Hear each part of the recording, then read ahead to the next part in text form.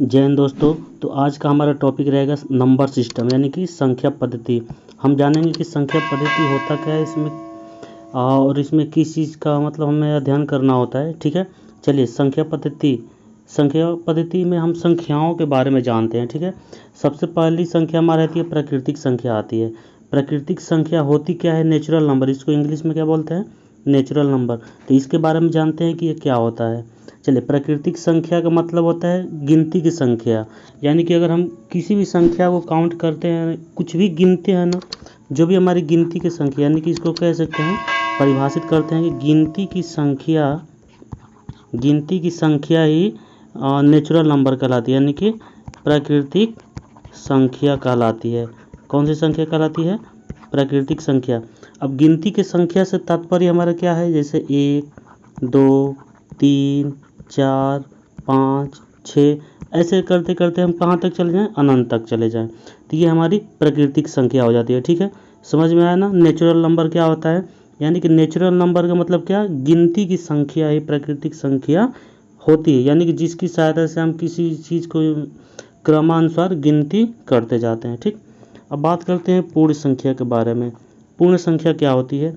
तो अगर इसमें हम जीरो को शामिल कर लेते हैं ना, और बाकी हमारा जो प्राकृतिक संख्या वही, तो ये हमारा हो जाता है पूर्ण संख्या। जब हम इसमें जीरो को शामिल कर लेते हैं तो ये क्या बन जाती है? पूर्ण संख्या बन जाती है। ठीक ना?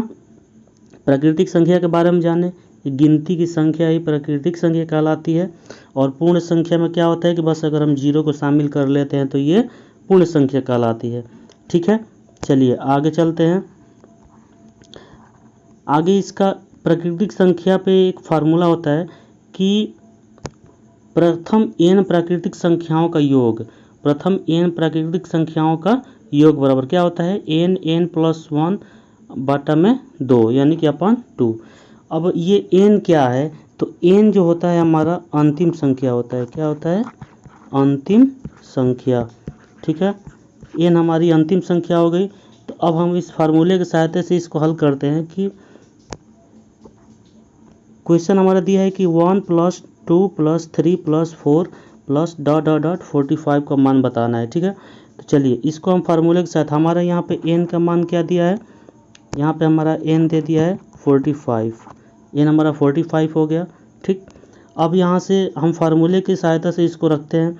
तो n की जगह पे हम क्या रख देंगे? 45।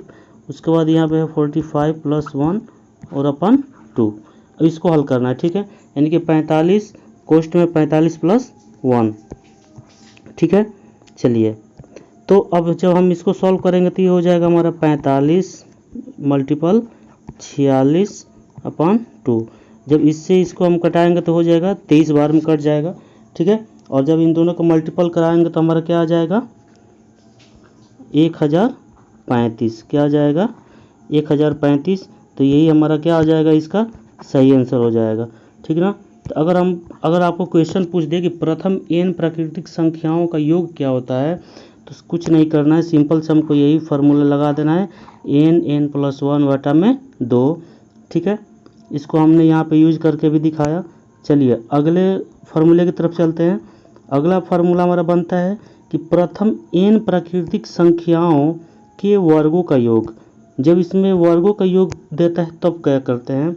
तो वर्गों का योग निकालने के लिए हम n + 1 दूसरे कोष्ट में 2n + 1/6 इस फार्मूले का यूज करते हैं। चलिए क्वेश्चन को हल करके देखते हैं। n के मान, या n का मतलब अंतिम संख्या, हम पहले ही बताए। चलिए अंतिम संख्या इसमें हमारा क्या है? 10 है। इसको हल करते हैं तो हो जाएगा हमारा 10 + 1 दूसरे कोष्ट में हो जाएगा 2 × 10 + 1/6। ठीक है, जब इसको हल करते हैं तो देखते हैं हमारा क्या मान आता है।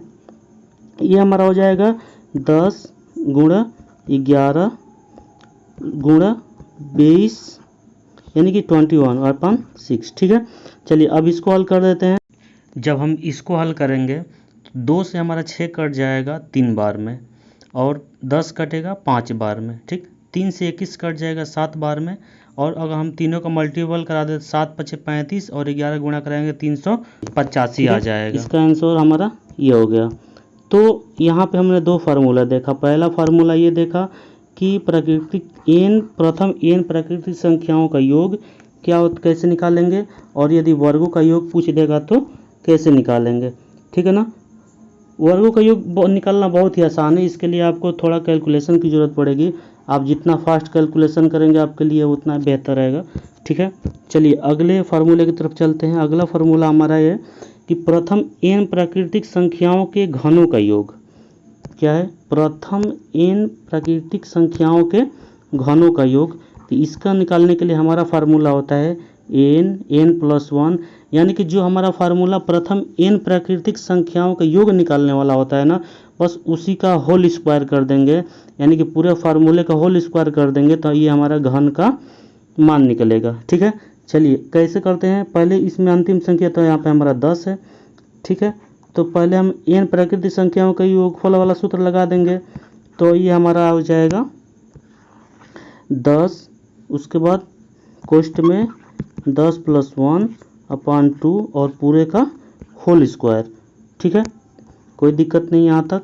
चलिए अब इसी को बस हल कर देना है और हमारा आंसर निकल के आ जाएगा। तो इसको हल करेंगे तो क्या होगा, 10 × 11/2 का पूरे का होल स्क्वायर। तो इसको हल करेंगे तो ये कट जाएगा 2 × 5 = 10, यानी कि हो जाएगा हमारा 55 का स्क्वायर। और जब इसको हम कैलकुलेट करेंगे तो ये आ जाएगा हमारा 3025। कितना आ जाएगा? 3025।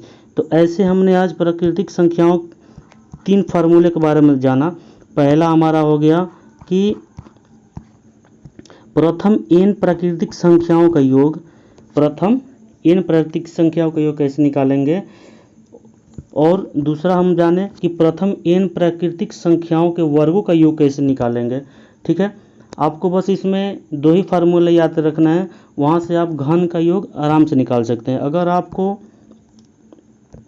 ये प्रथम n प्राकृतिक संख्याओं का योग याद रहे ना, अगर आपको प्रथम n प्राकृतिक संख्याओं का योग याद है तो आप यहाँ से उसका घन का निकाल सकते हैं।